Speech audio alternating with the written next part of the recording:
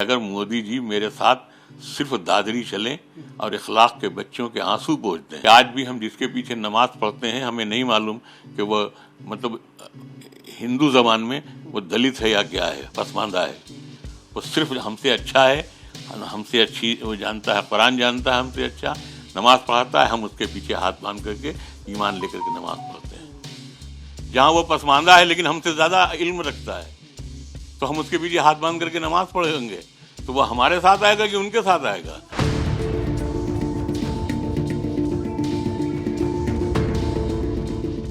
कौन है पसमानदा मुसलमान जिन्हें रिझाने की कोशिश में है बीजेपी? क्या है बीजेपी का 2024 का प्लान? क्या है पसमानदा मुसलमानों की गणित और क्या है अहमियत उनकी लोकसभा चुनाव 2024 में? तो सियासी गलियारों में चर्चा है कि पसमानदा मुसलमानों को लेकर बीजेपी ने अब अपने प्लान पर खुलकर काम करना शुरू कर दिया है। इस साल अगस्त के महीने में हैदराबाद में हुई बीजेपी की नेशनल एग्जीक्यूटिव यानी कि राष्ट्रीय कार्यकारिणी की बैठक में प्रधानमंत्री नरेंद्र मोदी ने भी अल्पसंख्यकों के दलित समुदाय से जुड़ने की बात कही थी।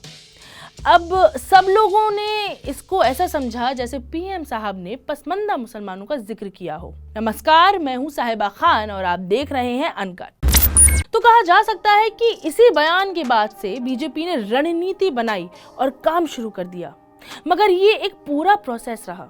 आपको बताती चलूं कि कई मुसलमान पसमानदा मुसलमानों के अस्तित्व को मानते तक नहीं।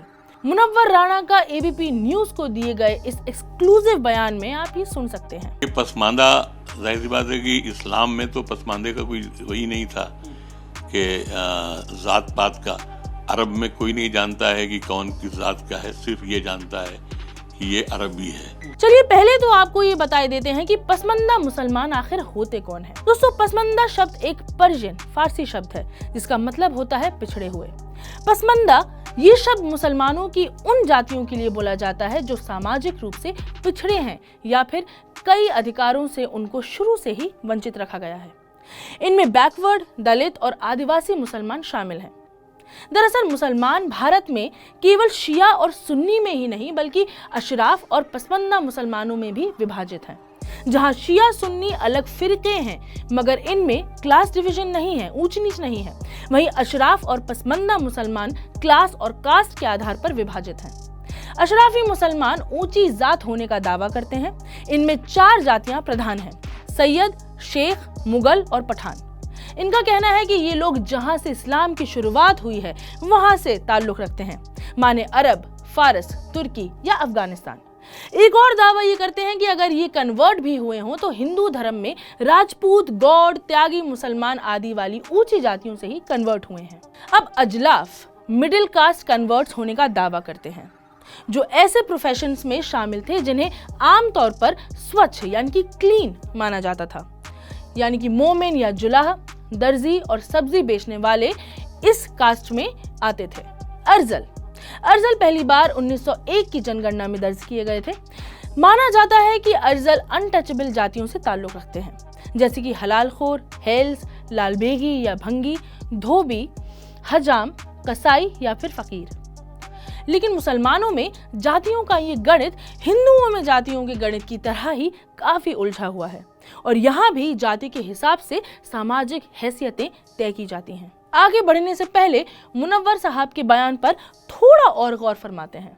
आज भी हम जिसके पीछे नमाज पढ़ते हैं, हमें नहीं मालूम कि वह मतलब हिंदू जबान में वो दलित है या क्या है, पसमानदा है।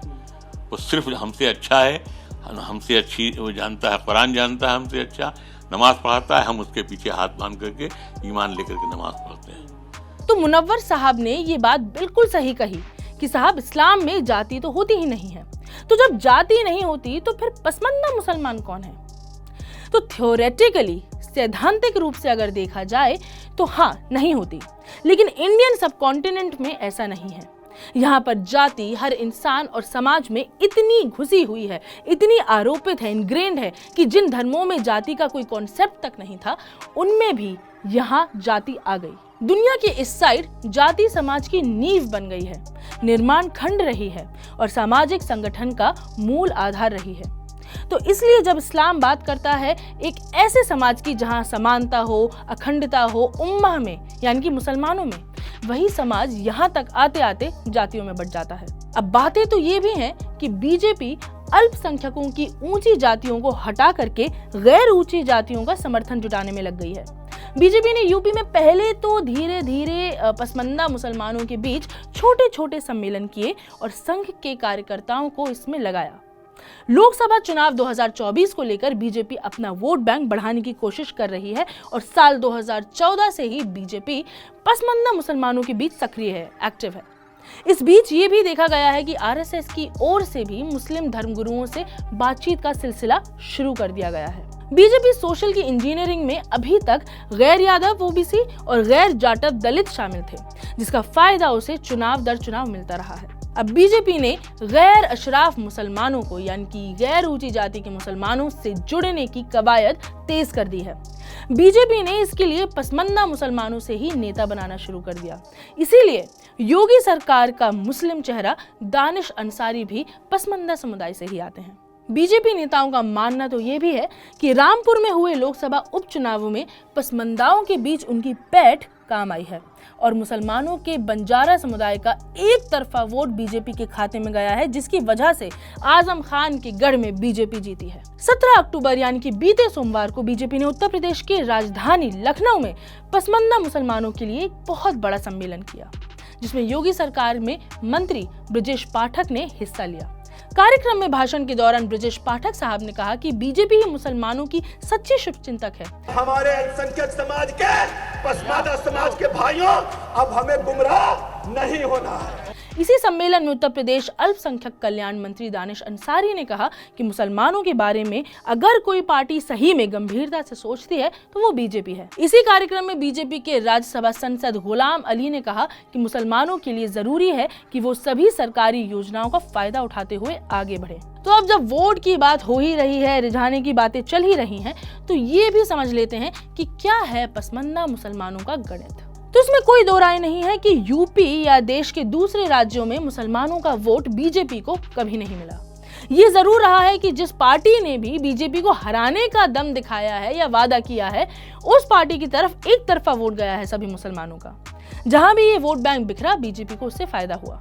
लेकिन बीजेपी ने भी इसको लेकर स्ट्रैटेजी बनाई है, रणनीति बनाई है। इसको लोकसभा चुनाव में यूपी की सभी 80 सीटें जीतने का प्लान यही है। साल 1998 में पहली बार पसमानदा मुसलमानों को वोट बैंक का जरूरी हिस्सा माना गया था, जब पूर्व राज्यसभा सांसद अली अनवर अंसारी ने पसमानदा मुसलमान महाज का गठन किया था। उसी समय ये मांग उठी थी कि सभी दलित मुसलमानों की अलग से पहचान हो और उनको ओबीसी के अंतर्गत रखा जाए। भारत में कितने पसमानदा मुसलमान हैं, ये भी बात कर लेते हैं। तो वैसे तो ये बात तभी की जा सकती है जब जाति जनगणना हो, यानी कि कास्ट सेंसस। उसके बगैर ये नंबर बताना बेईमानी होगी। लेकिन सच्चर कमेटी की रिपोर्ट में दावा किया गया है कि कुल मुसलमानों की जनसंख्या में पसमानदा मुस्लिम 40% हैं। लेकिन पसमानदाओं के बीच काम कर रहे लोगों का कहना यह है कि इनकी संख्या 80% से ज्यादा है। इस बात का आधार 1871 में हुई जनगणना है, जिसके मुताबिक 19% मुस्लिम ही ऊंची जाति से थे। लेकिन लोगों का मानना है कि बंटवारे के बाद वही मुसलमान पाकिस्तान गए थे जो ऊंची जातियों से थे। इसलिए अगर 1871 की जनसंख्या का आधार बनाया जाए तो इस हिसाब से पसमानदा मुसलमानों की संख्या और भी ज्यादा हो सकती है। अब ये जानते हैं कि पसमानदा मुसलमानों की मुख्य मांग क्या रही है। तो पसमानदा के बीच काम कर रहे लोगों का कहना है कि इतनी बड़ी संख्या होने के बावजूद भी पिछड़े मुसलमानों को नौकरियों, विधायी कामों और सरकारी मदद से चल रहे संस्थानों तक में हिस्सेदारी नहीं दी गई है। इतना ही नहीं, मुसलमानों की ओर से चलाई जा रही संस्थाओं में खुद उनकी हिस्सेदारी नहीं है। सबसे बड़ी मांग है कि जाति के आधार पर पहले जनगणना करके उसके आधार पर आरक्षण की व्यवस्था तय की जाए। इसके साथ ही कारीगर, शिल्पी और मजदूरों को सरकारी मदद दी जाए। लोकसभा चुनाव 2014 में पसमानदा संगठनों की ओर से ये मांग आई थी कि दलित मुसलमानों को एससी लिस्ट में शामिल किया जाए और पिछड़ों के लिए ओबीसी कोटे को फिर से निर्धारित करके ईबीसी में शामिल किया जाए, यानी कि एक्सट्रीमली बैकवर्ड कास्ट। अब सवाल इस बात का है कि पसमानदाओं की मुख्य मांग आरक्षण पर क्या बीजेपी चुनाव से पहले कोई कदम उठाएगी? पसमानदाओं को रिझाना तो एक बात है, मगर उनकी मांग जो जाति जनगणना पर आधारित है वो क्या बीजेपी पूरी करेगी? और अगर करेगी तो कैसे करेगी, कब करेगी? ये भी देखने वाली बात है कि कई लोगों को ऐसा लगता है कि ये सिर्फ बीजेपी की चाल है मुसलमानों में फूट डलवाने की। सिर्फ गरीब लोगों को मकान दिला के या ये 5 किलो गल्ला दे करके या इस तरह के सब मदद करके वो कुछ वोट हासिल करना चाहती है भाजपा, लेकिन इससे न मुसलमानों का भला होगा, न मुल्क का भला होगा, न भाजपा का भला होगा। मेरा दुख ये है कि मैंने पूरा हिंदुस्तान नहीं देखा, इसलिए कि मैं 52 में पैदा हुआ था। और मेरा दुख ये है कि मेरे पोती पोते भी पूरा हिंदुस्तान नहीं देखेंगे। ये कुछ सवाल हैं जिन पर सत्तारूढ़ बीजेपी को सोचना होगा। फिलहाल मुझे दे इजाजत, मैं हूं साहिबा खान और आप देख रहे हैं अनकट।